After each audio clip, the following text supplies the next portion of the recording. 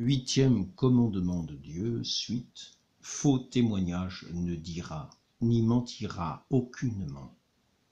La calomnie.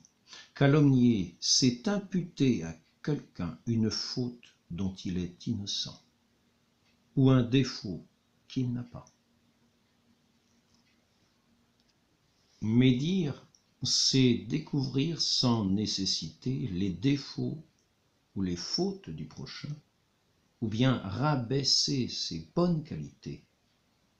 Quand il est nécessaire de révéler les défauts ou les fautes du prochain, on ne doit les faire connaître qu'à ceux qui peuvent y remédier, ou à ceux qui en souffriraient quelque dommage s'ils n'en étaient pas avertis.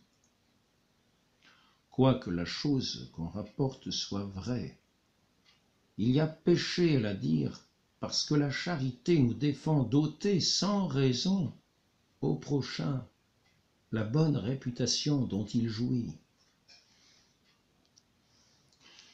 Ce n'est pas une médisance de dire du prochain un mal connu et public, mais alors il faut éviter ce qui sentirait la malignité.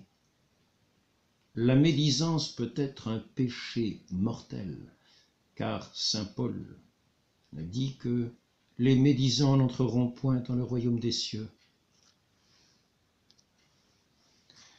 La calomnie et la médisance sont des péchés mortels lorsque le mal qu'on dit injustement du prochain est grave en lui-même et fait un tort considérable à sa réputation.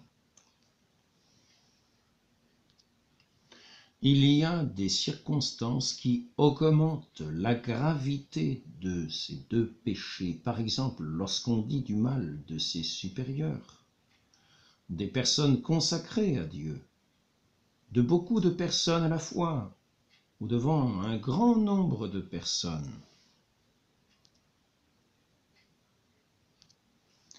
Il n'est pas permis d'écouter avec plaisir la médisance ou la calomnie, car c'est participer au péché des médisants et des calomniateurs.